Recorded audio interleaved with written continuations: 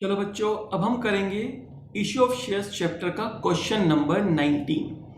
Question number 19 हमारा last question की तरह ही है, जहां पर बेसिकली एक्सेस मनी हमारे पास इतनी एक्सेस में आ जाती है कि सिर्फ अलॉटमेंट तक ही नहीं, अलॉटमेंट पर जितना भी पैसा ड्यू है सारा का सारा कवर हो जाता है उस एक्सेस मनी से, और उसके बाद भी कुछ अमाउंट हमारे पास एक्सेस रह जाता है जो आगे चल के कॉल्स के अगेंस्ट में एडजस्ट होता है।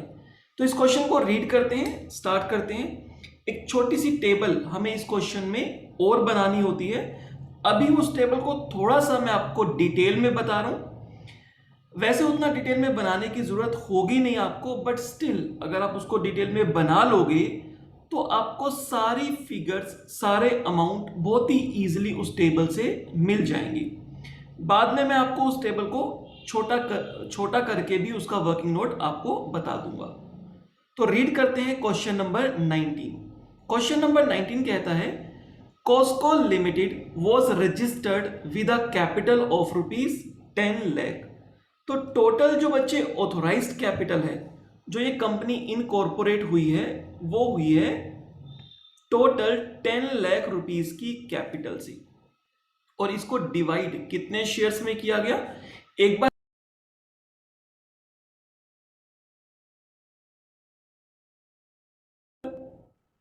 तो यहां पर हमें यह बताया गया था कि टोटल 10 लाख रुपीस की कैपिटल है, और इस 10 लाख रुपीस की कैपिटल को डिवाइड किया गया है 50,000 शेयर्स में, 50,000 शेयर्स ऑफ ₹20 ईच, 20 रुपए का एक शेयर है। अगर मैं 50,000 शेयर्स को 20 रुपीज से मल्टीप्लाई कर दूं तो बच्चे अमाउंट आएगा 10 लाख रुपीस। तो एक छोटी सी वेरिफिकेशन मैंने कर ली कि जो नंबर ऑफ शेयर्स थे और जो फेस वैल्यू थी, क्या हम उसको मल्टीप्लाई करें तो हमारी टोटल कैपिटल बन जाती है? करेक्ट है। आगे जो हमारी फेस वैल्यू है 20 रुपीज, इसकी बाइफर्केशन बता दी है कि ये पैसा 20 रुपीज हम वन गो में नहीं मंगवा रहे हैं, एक साथ नहीं मंगवा रहे हैं, इसको हम इंस्टॉलमेंट में मंगवा रहे हैं, जैसे जैसे कंपनी की नीड है वैसे मंगवा रहे हैं। एप्लीकेशन ₹5 पर शेयर, अलॉटमेंट ₹4 पर शेयर, फर्स्ट कॉल ₹6 पर शेयर, और सेकंड एंड फाइनल कॉल ₹5 पर शेयर। अगर मैं इनका टोटल कर दूं तो टोटल अमाउंट आता है बच्चे 20 रुपीज। तो ये 20 रुपीज भी मेरा फेस वैल्यू से वेरीफाई हो गया। तो ये छोटी छोटी सी वेरिफिकेशन मुझे एक बार कर लेनी होती है।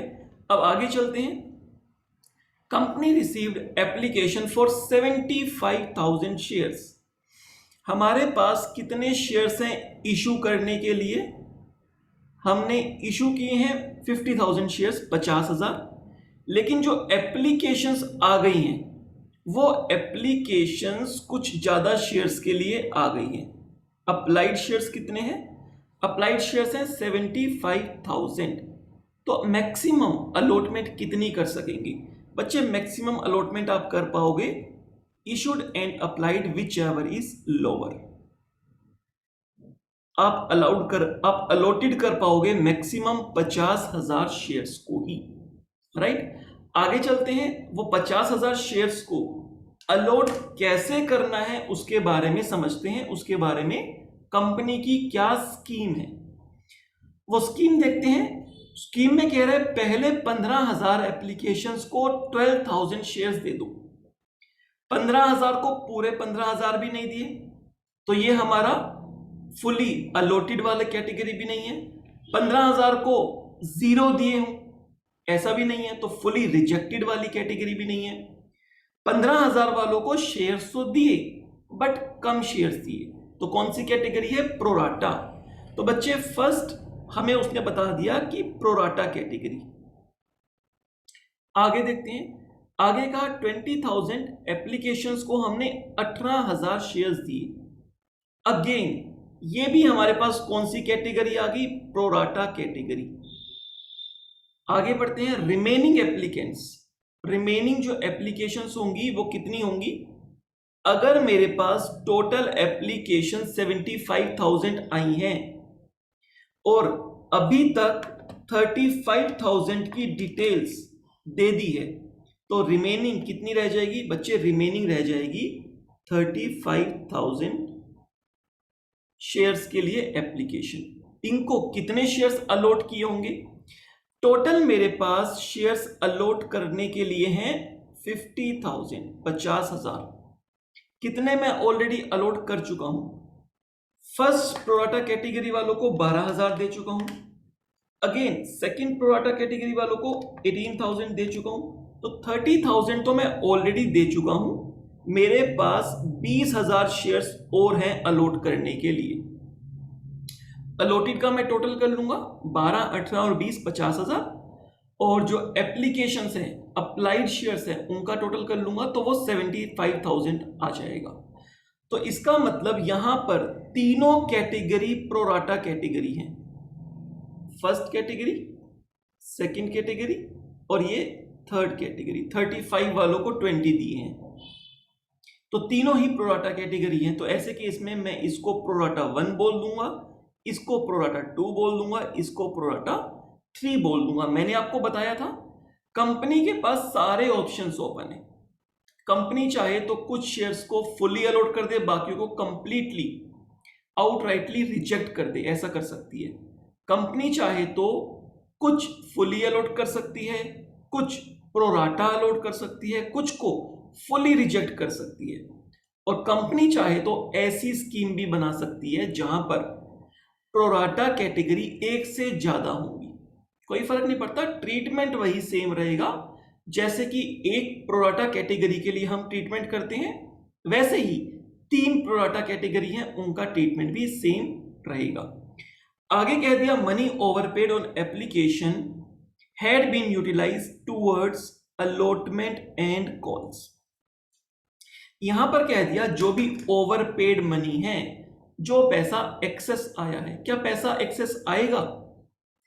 अगर शेयर्स इशू करने हैं 50,000 लेकिन एप्लीकेशंस आ गई हैं 75,000 के लिए, ओवर सब्सक्राइब्ड हो गया है हमारा शेयर, तो डेफिनेटली हमारे पास एक्सेस मनी आएगी। और एक्सेस मनी जब आती है तो उसके हमारे पास 2 सॉल्यूशन होते हैं।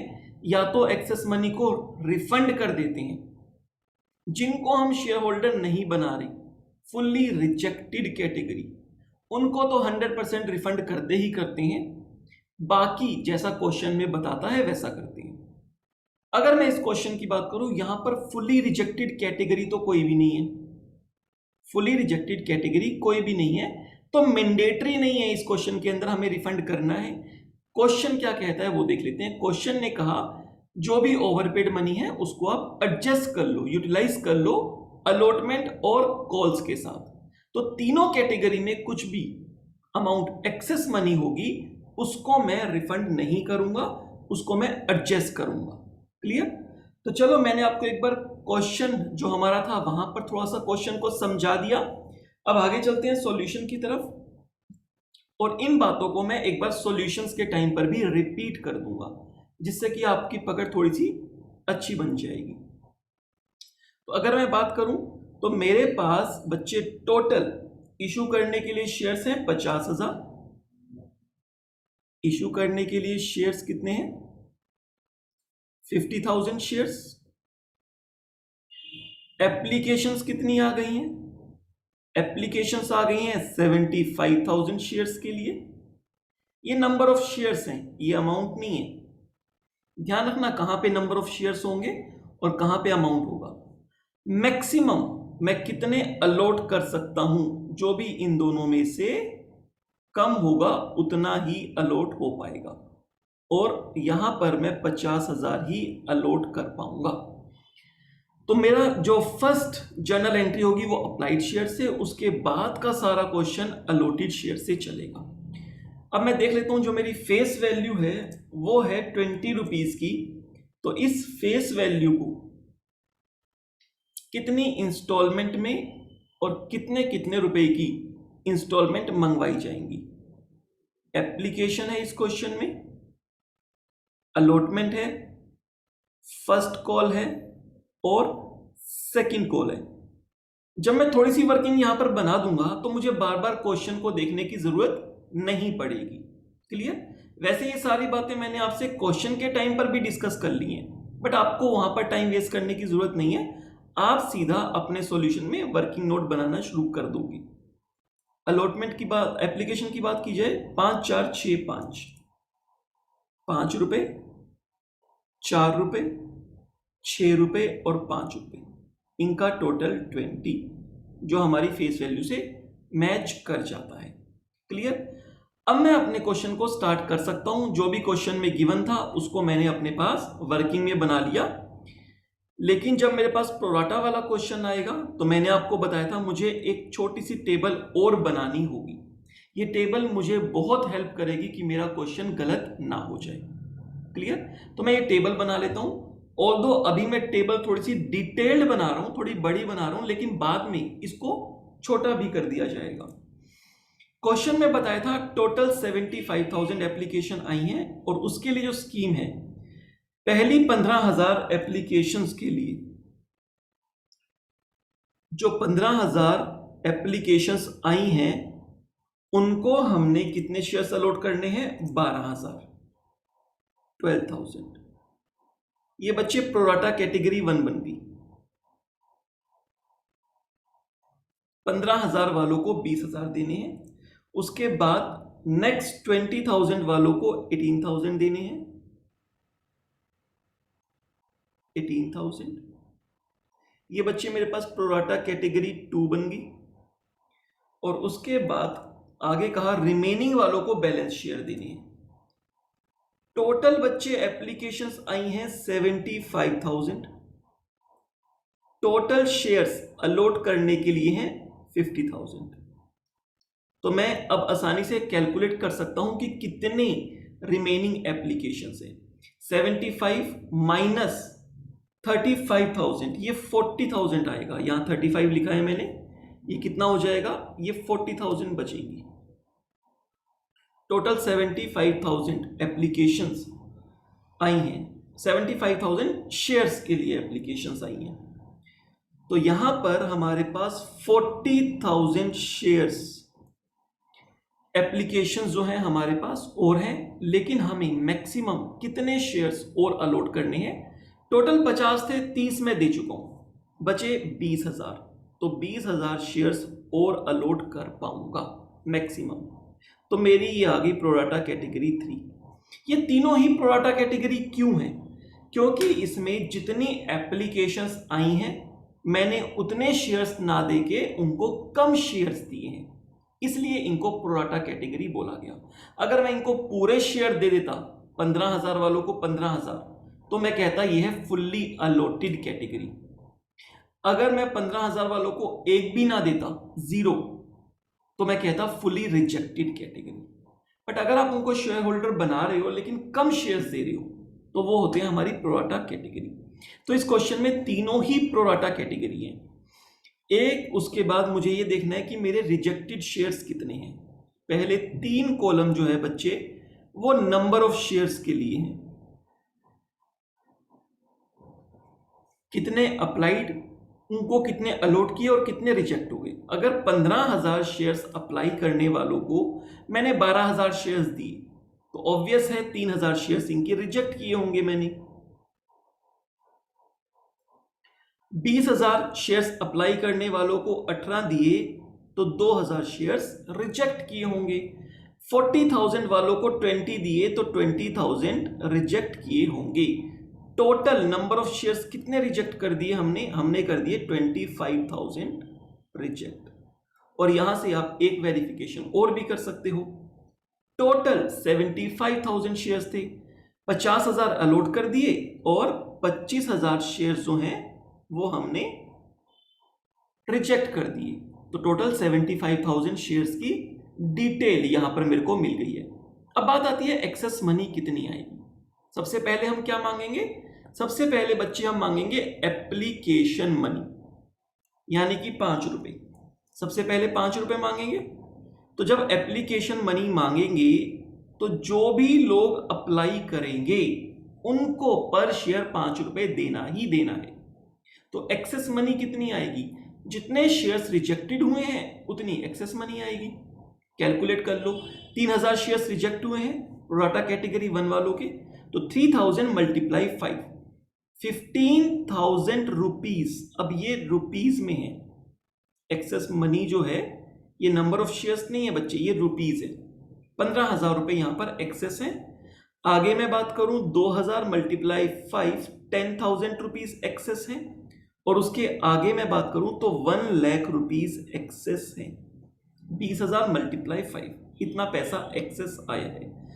टोटल कितना पैसा एक्सेस आ गया अगर मैं देखना चाहूं तो मुझे यहां पे दिख रहा है 1,25,000 रुपए एक्सेस आ गया।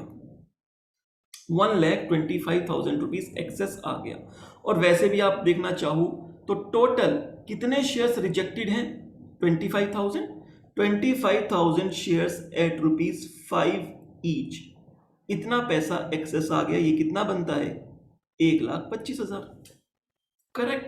तो मैंने तीनों कैटेगरी का अलग अलग लिया कि कितना एक्सेस है, वो बहुत जरूरी है, अदरवाइज क्वेश्चन गलत हो जाएगा। क्यों जरूरी है? क्योंकि हर कैटेगरी में जो लोग बैठे हैं उनका कितना अमाउंट ड्यू बनता है, उसके अगेंस्ट सिर्फ उन्हीं का एक्सेस अमाउंट एडजस्ट होगा। किसी दूसरे ग्रुप वाले का अमाउंट किसी और ग्रुप के साथ एडजस्ट नहीं होगा। प्रोराटा कैटेगरी 2 वालों का एक्सेस अमाउंट मैं प्रोराटा कैटेगरी 1 वाले के साथ या प्रोराटा कैटेगरी 3 वालों के साथ एडजस्ट नहीं कर सकता। क्लियर? किसी एक्स पर्सन का पैसा किसी वाई पर्सन के साथ में एडजस्ट नहीं होगा। राइट? अब यहां पर इस टेबल को थोड़ा सा मुझे और डिटेल में बनाना होगा, तभी मैं अपनी जर्नल एंट्री स्टार्ट कर पाऊंगा। वो क्या कर पाऊंगा? अगर मेरे पास एक्सेस अमाउंट आया तो मुझे ये देखना है कि ये एक्सेस अमाउंट कहां एडजस्ट होगा। क्वेश्चन में क्या दिया? एक्सेस अमाउंट को एडजस्ट कर लो अलॉटमेंट के साथ और फर्स्ट कॉल के साथ। तो मैं एडजस्ट करता हूं पहले टेबल में। और कैसे एडजस्ट करूंगा? अलॉटमेंट पे मैं ये चेक करूंगा कि अलॉटमेंट पर कितना पैसा ड्यू है, आना कितना पैसा है। अलॉटमेंट की अगर बात करें तो बच्चे अलॉटमेंट पर हमें 4 रुपीज ईच शेयर मंगवानी है। 4 रुपीज ईच शेयर। अब आपको अच्छे से पता है सबसे पहली एंट्री अप्लाइड शेयर से हो जाती है जितनी एप्लीकेशन आई, लेकिन उसके बाद का पूरा क्वेश्चन अलॉटेड शेयर से चलता है। क्लियर? तो अब मैं जो क्वेश्चन करूंगा अलॉटमेंट पे जो अमाउंट ड्यू होगा वो होगा अलॉटेड शेयर से। तो अलॉटेड शेयर वाला कॉलम कौन सा है? Column number 2। कॉलम नंबर 1 है अप्लाइड शेयर का और कॉलम नंबर 2 है अलॉटेड शेयर्स का। तो जब भी मुझे ये देखना है कितना पैसा ड्यू है तो अलॉटेड शेयर्स, ये वाला अलॉटेड शेयर्स पर देखना होगा कितना अमाउंट ड्यू बनता है। तो पहली जो प्रोराटा कैटेगरी 1 है उनको शेयर्स अलॉट हुए हैं 12,000 शेयर्स अलॉट हुए हैं और अलॉटमेंट प्राइस है 4 रुपीज। तो 48,000 रुपीज हम अलॉटमेंट पर मांगेंगे कैटेगरी 1 वालों से। राइट? जितने शेयर्स अलॉट कर रहे हैं, अप्लाइड नहीं। अलॉटमेंट मनी किससे मांगोगे? जिनको शेयर्स अलॉट कर रहे हो। Clear? Next category pro rata 2 category में 18,000 शेयर्स अलॉट किए गए हैं, तो इनसे मांगेंगे 4 रुपए, यानी कि 72,000 रुपीज हम यहां पर डिमांड करेंगे। अगले 3 कॉलम अलॉटमेंट के हैं, उसके नेक्स्ट 3 कॉलम फर्स्ट कॉल के लिए हैं। प्रोराटा 3 कैटेगरी में कितने शेयर्स अलॉट किए हैं? 20,000 शेयर्स अलॉट हुए हैं। इनसे भी 4 रुपए की डिमांड होगी, तो 80,000 शेयर 80,000 रुपए यहां पर ड्यू होंगे अलॉटमेंट के टाइम पर। टोटल अमाउंट कितना ड्यू होगा अलॉटमेंट के टाइम पर? टोटल अमाउंट बच्चे ड्यू हो जाएगा 80 plus 72 plus 48, 2 lakh rupees. Total 2 lakh रुपए ड्यू होंगे। क्रॉस चेक भी कर लो बच्चे, कितने शेयर्स आप अलॉट कर रहे हो? 50,000। 50,000 शेयर्स को मल्टीप्लाई कर लो 4 रुपए से। 50,000 इंटू 4, 2 लाख रुपए, इतना ही तो ड्यू बनेगा। क्लियर? टोटल में बात करूं 2 लाख, बट मुझे अलग अलग कैटेगरी वाइज ही चलना है। क्लियर? क्यों चलना है अभी क्लियर हो जाएगा। अब आगे चलते हैं। अलॉटमेंट के टाइम पर ड्यू तो है बच्चे 2 लाख रुपए टोटल, अलग अलग कैटेगरी वाइज मैंने लिख दिया, लेकिन क्या इनका कोई एक्सेस अमाउंट आया है? यस, इनका एक्सेस अमाउंट आया है। ये रहा एक्सेस अमाउंट। जिसका जितना एक्सेस अमाउंट आया है उतना अमाउंट एडजस्ट कर लो अलॉटमेंट पे। प्रोराटा कैटेगरी 1 वालों से अलॉटमेंट पर डिमांड है 48,000 रुपीज की, बट इनका ऑलरेडी हमारे पास आ चुका है 15,000 रुपए, तो 15,000 यहां पर पूरा एडजस्ट हो जाएगा। 48,000 रुपए लेने हैं, 15,000 एडजस्ट हो सकता है? बिल्कुल हो सकता है। 15,000 एडजस्ट हो जाएगा। रिमेनिंग अमाउंट उनको पे करना होगा।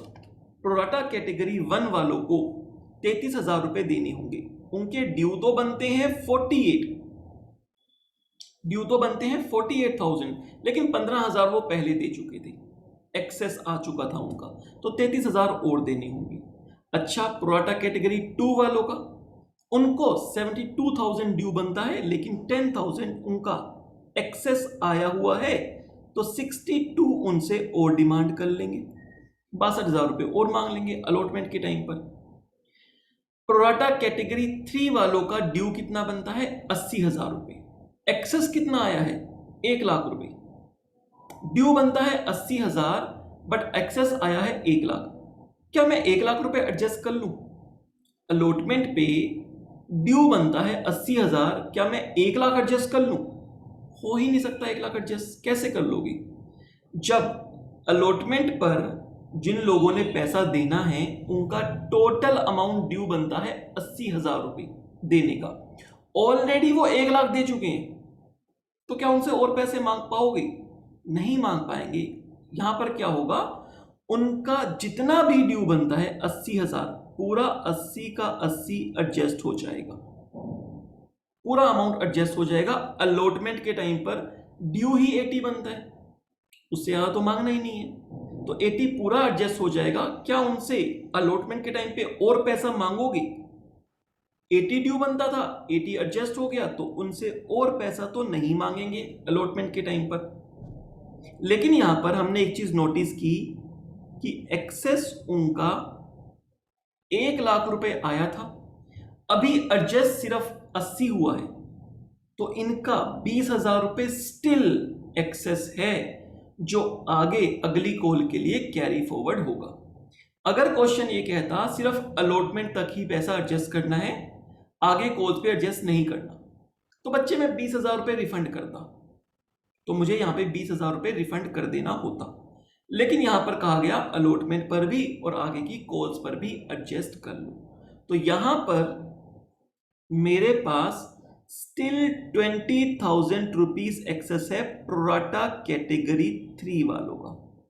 प्रोराटा कैटेगरी 3 वालों का 20,000 रुपीज स्टिल एक्सेस में है, जो क्या होगा, टू बी कैरी फॉरवर्ड, आगे कैरी फॉरवर्ड होगा, आगे फर्स्ट कॉल के लिए। अगर मैं आपको यहीं से बताना चाहूं तो ये 20,000 रुपए यहां पर फर्स्ट कॉल का जो एडजस्टमेंट वाला कॉलम है, यहां मुझे एडजस्ट करना होगा। अगर आप देखोगे टोटल 1 लाख रुपए एक्सेस था, उस एक में से 80,000 रुपए मैंने एडजस्ट कर लिया अलॉटमेंट पर, और 20,000 रुपए एडजस्ट कर लिया फर्स्ट कॉल पे, टोटल 1 लाख रुपए एडजस्ट कर लिया, राइट। लेकिन ये देखना है क्या फर्स्ट कॉल पे 20,000 ड्यू बनता भी है या नहीं बनता। अगर कम ड्यू बनता होगा तो फिर हमें कम एडजस्ट करना होगा, आगे की कॉल्स के लिए ले जाएंगे। तो हम चेक कर लेते हैं कितना ड्यू बनता था। अब अगर मैं बात करूं प्रोराटा कैटेगरी 1 और 2 वालों का, इनका एक्सेस मनी सारा अलॉटमेंट पे एडजस्ट हो चुका है, इनका आगे एडजस्ट होने के लिए कुछ भी नहीं है। ड्यू कितना है चेक कर लेते हैं। फर्स्ट कॉल पे बच्चे 6 रुपीज हमने मंगवाने हैं। Allotment second column allotted shares का है। प्रोराटा कैटेगरी 1 वालों को 12,000 शेयर्स अलॉट हुए हैं, तो 12 × 6 72,000 हम प्रोराटा कैटेगरी 1 वालों से मांगेंगे फर्स्ट कॉल का। एडजस्ट कुछ नहीं होगा तो उनको पूरा 72,000 देना होगा। क्लियर। अगली बात करें प्रोटा कैटेगरी 2 वालों की, तो इनको 18,000 शेयर्स अलॉट हुए हैं, इनसे 6 रुपए की डिमांड करेंगे, तो 1,08,000 रुपए यहां पर मांगेंगे हम। इनका भी कोई एक्सेस नहीं बचा, पहले एडजस्ट हो चुका है, तो सारा का सारा हम इनसे फर्स्ट कॉल के टाइम पे इनसे पैसा आएगा हमारे पास। क्लियर। बात करें थर्ड प्रोटा कैटेगरी वालों की। थर्ड कैटेगरी वालों को 20,000 शेयर्स अलॉट हुए थे, 6 रुपए के हिसाब से 1,20,000 रुपए ड्यू बनता है। क्या इनका कुछ एक्सेस था? यस, इनका 20,000 रुपए एक्सेस था, वो यहां पर एडजस्ट हो जाएगा। तो ये फर्स्ट कॉल के टाइम पर कितने रुपए और देंगे? 1,00,000 रुपए और देंगे। क्लियर। तो यहां पर अब कुछ और एक्सेस नहीं बचा, ऑल्दो इस क्वेश्चन में सेकंड कॉल भी है, पर मेरे पास अब एक्सेस मनी नहीं बची, तो मुझे आगे कॉलम बनाने की जरूरत नहीं है। आगे क्या होगा? जितना पैसा ड्यू बनेगा सारा मुझे रिसीव करना होगा, कुछ भी एडजस्ट नहीं होगा। क्लियर। अगर आप इसका टोटल करना चाहो तो इनका टोटल भी कर सकते हो, आपको थोड़ा सा आसानी हो जाएगी। अगर मैं बात करूं अलॉटमेंट के टाइम पे टोटल कितना एडजस्ट होगा? 80 + 25, 1,05,000 रुपए एडजस्ट होगा टोटल अलॉटमेंट के टाइम पर। अलॉटमेंट के टाइम पे रिसीव कितना पैसा होगा? 95,000 रिसीव होगा। फर्स्ट कॉल पे ड्यू कितना बनता है? 1,20, 1,08 और 72, 1,20, 1,08 और 72, 1,80 हो गया, 1,80 और 1,20 टोटल 3 लाख रुपए। 3 लाख रुपए ड्यू बनता है, जिसमें से एडजस्ट हो जाएगा 20,000, तो 280 हमारे पास रिसीव होना चाहिए फर्स्ट कॉल के टाइम पे। जो फर्स्ट कॉल का बैलेंस का टोटल आएगा वो 280 ही आएगा। तो यहां पर मैंने डिटेल टेबल बना ली है। अब मैं बहुत आसानी से अपने क्वेश्चन को कर सकता हूं। अब पहली जो जर्नल एंट्री करोगी वो होगी एप्लीकेशन से। 75,000 शेयर्स पर 5 रुपीज के हिसाब से टोटल आपके पास आ जाएगा 3,75,000 रुपीज, 3,75,000 रुपए। अलॉटेड शेयर्स कितने हैं? 50,000, तो शेयर कैपिटल में कितना जाएगा? 2,50,000 रुपए। राइट। 1,25 जो डिफरेंस आ रहा है वो किस चीज का है? जो शेयर्स रिजेक्ट हुए हैं, जिस पर हमारे पास एक्सेस मनी आई है, 1,25,000 रुपए की एक्सेस मनी, वो डिफरेंस है। और वो कैसे एडजस्ट हो रही है? वो एडजस्ट हो रही है 1,05,000 अलॉटमेंट पे, 1,05,000 अलॉटमेंट पे और 20,000 फर्स्ट कॉल पे। तो ये 1,25 की बाइफर्केशन आपको मिल गई। क्लियर। अब आप क्वेश्चन बहुत आसानी से कर सकते हो। चलो अब मैं क्वेश्चन में जर्नल एंट्री स्टार्ट कर रहा हूं। मैंने यहां पर कॉलम बना दिए हैं, आपको जर्नल एंट्री का प्रॉपर फॉर्मेट बनाना है। और मैंने यहां पर 2 कॉलम इसलिए रखे हैं ताकि आपको एक ही स्क्रीन के ऊपर पूरा क्वेश्चन दिख पाए। तो फर्स्ट एंट्री बच्चे हमारे पास हो जाएगी एप्लीकेशन मनी रिसीव करने की, bank account debit to share application.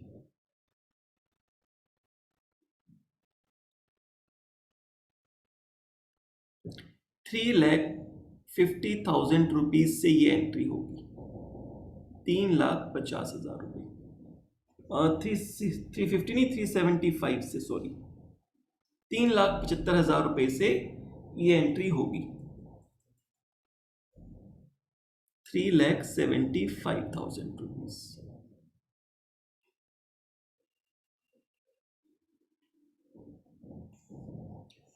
Clear. Second entry की बात करें तो सेकेंड एंट्री में शेयर कैपिटल में ट्रांसफर करने की, share application account debit to share capital. Basically जो ऊपर 3,75,000 रुपए हमारे पास आ गए हैं, इसी की बाइफर्केशन चाहिए होती है कि ये 3,75 में से कितना आप डाल रहे हो शेयर कैपिटल में, और आगे बाकी जो डिफरेंस है वो किस बात का है। तो फर्स्ट एंट्री हमने अप्लाइड शेयर से की है, 75,000 हमारे पास शेयर्स आए थे। फर्स्ट एंट्री 75,000 शेयर से 5 रुपीज का ईच शेयर। क्लियर। और जो हमारे पास सेकेंड एंट्री होगी ये होगी अलॉटेड शेयर से। अलॉटेड शेयर्स हैं बच्चे 50,000, तो 50,000 इंटू 5 2,50,000। 1,25 का जो डिफरेंस है वही एक्सेस मनी है। बट इस एक्सेस मनी को आप क्या लिखोगे? अगर आप टेबल नहीं बनाओगे तो कई बार गलती से आप सीधा टू शेयर अलॉटमेंट लिख दोगे। सारा अमाउंट शेयर अलॉटमेंट में डाल दोगे 1,25, लेकिन सारा अलॉटमेंट में नहीं जाएगा। देखो टेबल में अलॉटमेंट के टाइम पे सेकंड वाला कॉलम कितना एडजस्ट हो रहा है? 1,05,000। तो शेयर अलॉटमेंट में 1,5 और फर्स्ट कॉल में कितना एडजस्ट हो रहा है? 20,000। टोटल 1,25 है, लेकिन जो एडजस्टमेंट है वो एडजस्टमेंट अलॉटमेंट पे 1,5 है, फर्स्ट कॉल पे 20 है।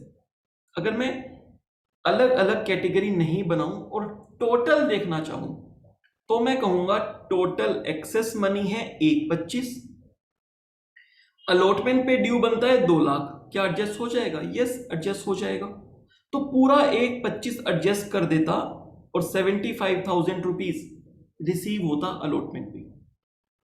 2 लाख से 1,25 पूरा एडजस्ट हो सकता है। तो अगर मैं टोटल की बात करूं तो मैं एडजस्ट कर देता, बट वो गलत हो जाता। किनके साथ अन्याय हो जाता? कैटेगरी 3 वालों के साथ अन्याय हो जाता। क्लियर? क्योंकि इनका कुछ पैसा फर्स्ट कॉल तक भी एडजस्ट होना है। इनका जो 20,000 और बच गया वो आप प्रोराटा कैटेगरी 1 और 2 में एडजस्ट कर जाते अगर टोटल लेते तो। क्लियर? इसीलिए हमें इनकी सेपरेट कैटेगरी रखनी होती है। और अब अगर मैं बात करूं तो यहां पर शेयर अलॉटमेंट पर एडजस्ट होगा 1,05,000 रुपए, और जो फर्स्ट कॉल पे एडजस्ट होगा उसको बच्चे आप शेयर फर्स्ट कॉल भी कह सकते हो, और उसको कॉल्स इन एडवांस भी कहा जाता है। कॉल्स इन एडवांस दोनों लिख देता हूं यहां पे, और आगे चल के जो थोड़ा सा चेंज आएगा वो भी बता दूंगा। शेयर फर्स्ट कॉल भी लिख सकते हो और कॉल्स इन एडवांस भी लिख सकते हो। अलॉटमेंट के लिए शेयर अलॉटमेंट ही लिखना है, कॉल्स के लिए आपके पास ऑप्शन है कॉल्स इन एडवांस भी लिख सकते हो। दोनों में से एक चीज मैंने ऑब्लिक किया है ना, या तो शेयर फर्स्ट कॉल लिखना या कॉल्स इन एडवांस लिखना। आगे चलकर इस पर बेस थोड़ा सा चेंज आएगा, वो बता दूंगा कि शेयर फर्स्ट कॉल लिखा है तो आगे चल के क्या यूज करना है, कॉल्स इन एडवांस लिखा है तो आगे चल के क्या यूज करना है। क्लियर? तो यहां पर बच्चे हमारी सेकेंड एंट्री कंप्लीट हो जाती है। ये सेकेंड एंट्री बहुत ही इंपॉर्टेंट एंट्री होती है। क्लियर? इसी के लिए कहीं ना कहीं हमारी ये पूरी टेबल बनती है, ये सारी वर्किंग होती है। आगे चलते हैं। अब मैं अलॉटमेंट मनी को ड्यू कर देता हूं।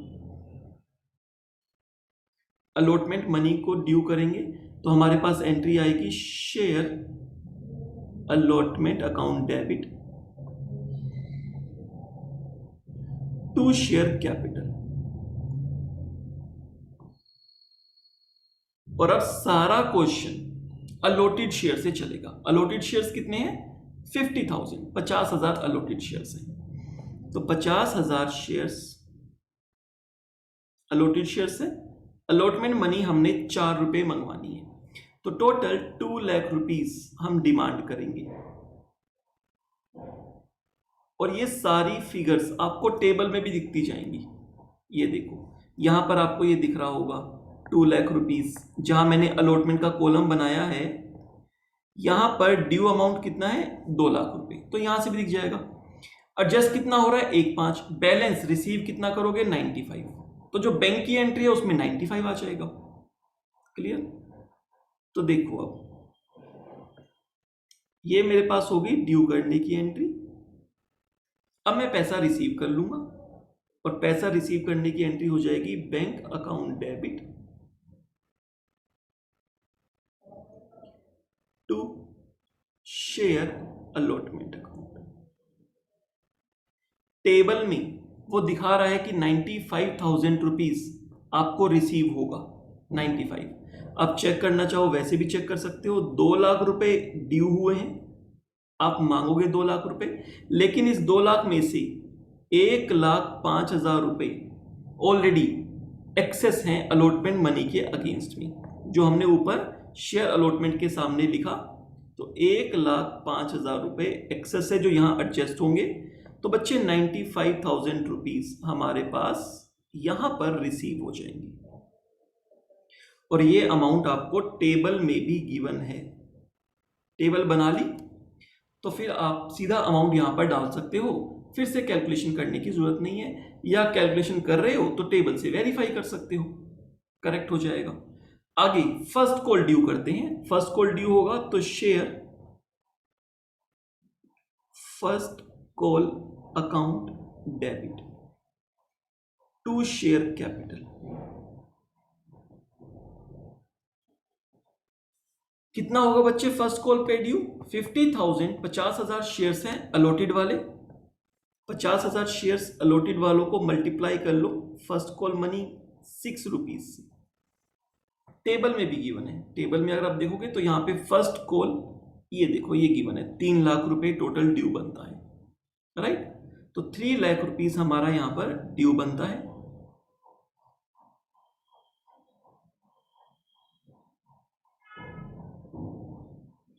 तीन लाख रुपए ड्यू बनता है, बट रिसीव कितना होगा? रिसीव हमें कम होगा। टेबल से आपको पता चल जाएगा, बनता 3 लाख रुपीस ड्यू था, लेकिन 20,000 रुपए एडजस्ट हुआ था और रिसीव हुआ था 280। तो कितना रिसीव होगा? 280 रिसीव होगा, 20,000 एडजस्ट हो गया। अब मैं यहां पर आपको एंट्री करके दिखा रहा हूं, और अब इसकी 2 एंट्री बन सकती है। डिपेंड करता है कि आपने ऊपर शेयर फर्स्ट कॉल लिखा है या आपने ऊपर कॉल्स इन एडवांस लिखा है। तो मैं दोनों एंट्री करके बता रहा हूं। अगर आपने ऊपर शेयर फर्स्ट कॉल लिखा है तो यहां पर एंट्री क्या हो जाएगी? Bank account debit to share first call, net amount से एंट्री हो जाएगी। टोटल 3 लाख रुपए आने थे, 20,000 ऊपर एडजस्ट हो चुके हैं, 280 हमारे पास और आएंगे। क्लियर? बैंक में तो 280 ही आएंगे। इन दोनों में से बच्चे कोई एक एंट्री होगी, डिपेंड करता है आपने ऊपर शेयर फर्स्ट कॉल लिखा है या कॉल्स इन एडवांस लिखा है। अगर शेयर फर्स्ट कॉल लिखा है तो ये फर्स्ट एंट्री, अगर आपने ऊपर कॉल्स इन एडवांस लिखा है तो आपको कैसी एंट्री करनी है? तो आपको एंट्री करनी है बैंक अकाउंट डेबिट। बैंक में तो बच्चे 280 ही आएंगे। यहां पे आपने जो कॉल्स इन एडवांस अकाउंट वहां पर क्रेडिट किया था, ओपन किया था, यहां डेबिट करके उसको खत्म कर दोगे। कितना अमाउंट था? 20,000 रुपए। तो 20,000 रुपए को आप यहां खत्म कर दोगे और ये ग्रोस अमाउंट से एंट्री हो जाएगी। ग्रोस अमाउंट मतलब टोटल 3 लाख रुपए। 3 लाख रुपए ड्यू थे, लेकिन बैंक में आए 280। 20,000 किस बात के? जो ऊपर कॉल्स इन एडवांस अकाउंट आपने ओपन किया है वो यहां पर एडजस्ट हो गया। कॉल्स इन एडवांस का यहां पर अमाउंट आपने एडजस्ट कर दिया, सेट ऑफ कर दिया, क्रेडिट डेबिट होके खत्म हो गया। तो यहां पर आपको इन दोनों में से कोई एक एंट्री करनी होगी। क्लियर? आगे चलते हैं। अब बात आती है सेकंड कॉल की। जितना भी एक्सेस मनी थी वो बच्चे सारी एक्सेस मनी एडजस्ट हो चुकी है अलॉटमेंट और फर्स्ट कॉल तक। तो अब कुछ भी एक्सेस पैसा नहीं बचा। अब तो सीधा आप अमाउंट ड्यू करो और रिसीव कर लो। तो सेकंड कॉल के टाइम पर आपको 5 रुपीज ईच शेयर मंगवाने हैं। सबसे पहले एंट्री हो जाएगी ड्यू करने की, और वो ड्यू करने की एंट्री आएगी share second and final call account debit to share capital. कितना अमाउंट? 50,000, 50,000 अलॉटेड शेयर से 5 रुपए आपको सेकंड कॉल मंगवानी है। टोटल अमाउंट हो गया 2,50,000 रुपए। तो 2,50,000 रुपए मांगे जाएंगे। अब क्योंकि यहां पर कोई भी एडवांस मनी नहीं बची तो ये सारा 250 हमें रिसीव हो जाएगा, पूरा 250 रिसीव हो जाएगा और यहां एंट्री हो जाएगी bank account debit to share second and final call 2,50,000 रुपए और 2,50,000 रुपए। तो ये सेकंड कॉल भी हमारे पास आ गई। तो यहां पर हमारा ये क्वेश्चन कंप्लीट हो जाता है। सेकंड कॉल तक ये क्वेश्चन था, सेकंड कॉल तक का ये क्वेश्चन कंप्लीट हो गया। कंप्लीट जर्नल एंट्रीज आपको स्क्रीन पे विजिबल होगी।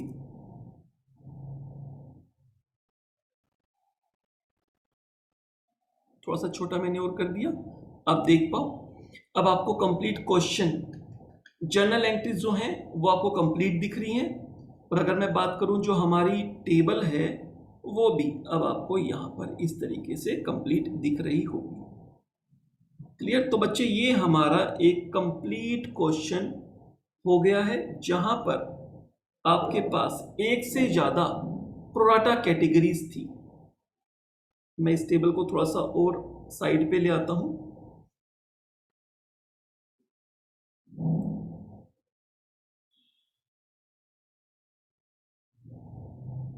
थोड़ा सा और छोटा करके आपको दिखा देता हूं, आपको पूरी वर्किंग ये लो।